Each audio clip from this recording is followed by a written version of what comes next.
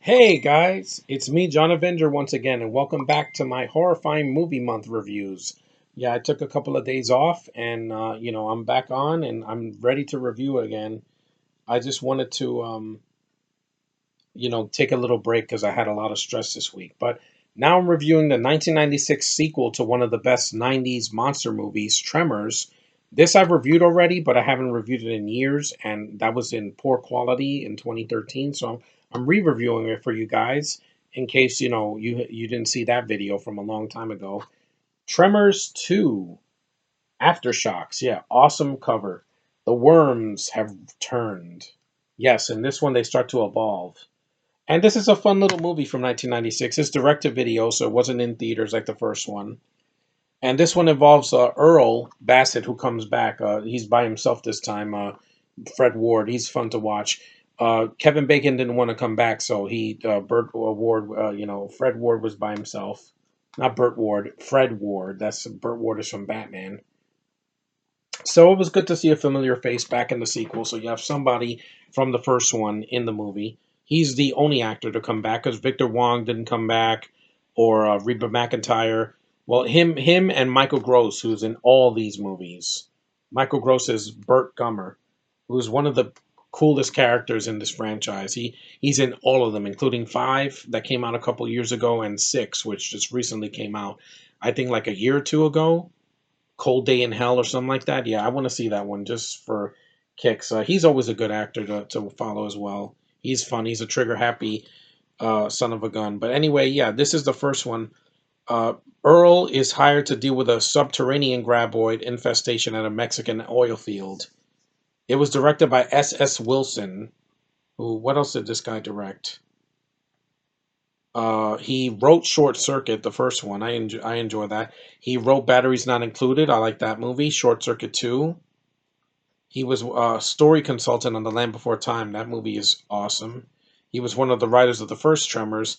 He also wrote Ghost Dad, but that was not his fault. He wrote the story for Tremors 3 and 4. So this is one of the few films he's directed, but he did a good job with the source material. I mean, he did a good sequel to the first one, and you got some new additions here in this movie. You have Helen Schaefer. She's the girl with the it's kind of sassy. She wears these tight jeans, and it says a sexy and intrepid scientist who's seen it all until now. Yeah, that's basically Helen Schaefer. She's fun in the movie. You also got this other guy replacing uh, whatchamacallit, Kevin Bacon, Christopher Garton. He's very likable. I do like him. He's a young guy here in the front with Earl and Bert, and he fights against the graboids. In this one, they're not just subterranean worms. In this one, they grow feet and they have like a little head and a small fat body. And yeah, and then it led up to the third one where they're flying, and then the fourth one where there's like it's a prequel, which I have to review that one soon. But yeah, this film I think it gets a bad rap. I think it's a good sequel. It doesn't have any special features. It says special features here. No, Shout Factory should release this on Blu-ray and give us special features because I think it's extremely overlooked. And yeah, it's a fun movie. It's got great practical effects. There's some early CG on the mini graboids. I think there's another name for them. What are they called?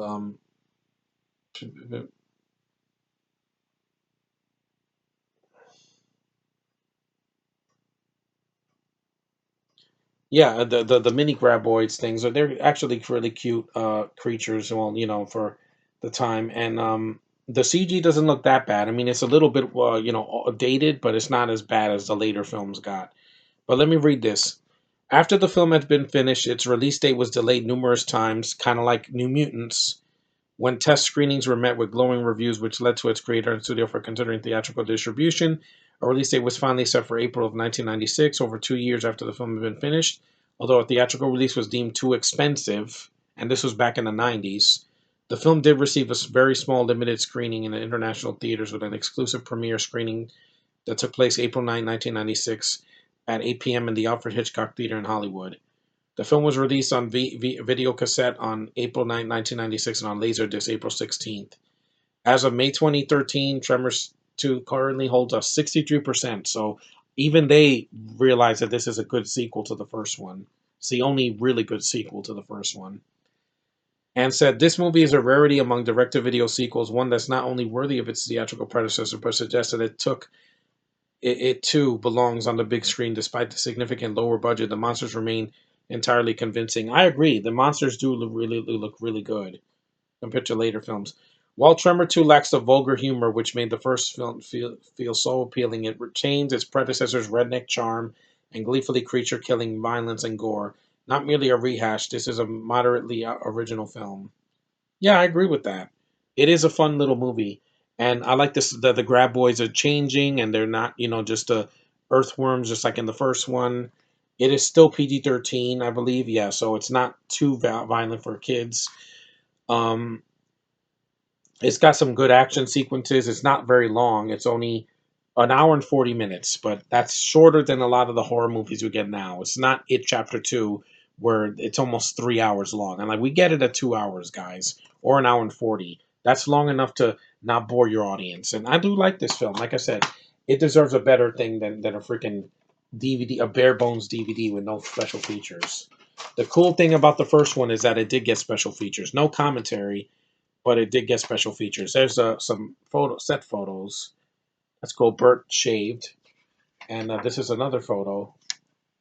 Look at that. It's cool. You could tell they had a fun time making this movie. I would love this to get signed by one of the actors, and it's really cool. Like it's fast paced. It doesn't take an hour for the creatures to show up. It shows up in like the first 10 minutes, and it has continuity with the first movie. It's not just a sequel in name only. It does continue where the first one left off.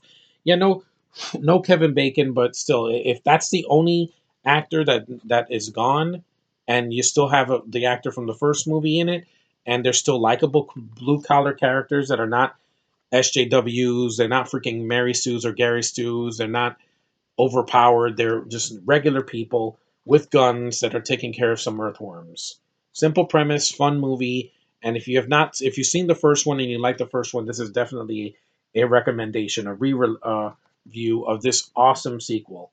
Like I said, any problems? Like I said, yeah, Kevin Bacon's not there, but Christopher Garton takes his spot fine. Helen Schaefer's a hot, sexy woman. It's good to see her in that. She's her name is Kate in the movie. She's Canadian, and I love my Canadian women. She's part so, and she's 68 years old now. That's awesome.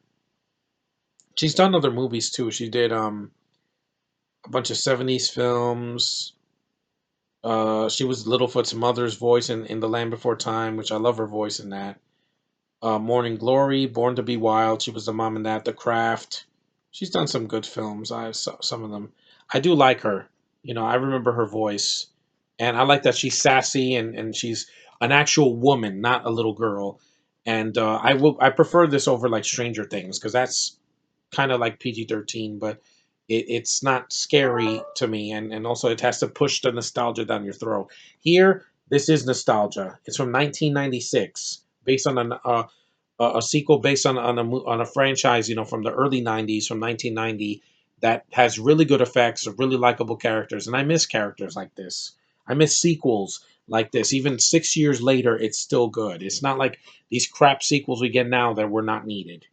Like we get what, like Sherlock Gnomes and Independence Day Resurgence and Pacific Rim Uprising. Yeah, those are not sequels we wanted, guys. Those are piss poor sequels that were done from the word go when we saw the trailer. Here, this could have been in theaters and I would have had a ball watching it because it's fun. And if you never watched this, see it. I think this might be on Netflix or on Hulu, and definitely you can find it to stream somewhere or find it digitally, like, buy it digitally. It's fun. It's worth a watch. That's all I can say. But anyway, thanks for watching, guys. Take care, and I'll see you a lot sooner in the next review.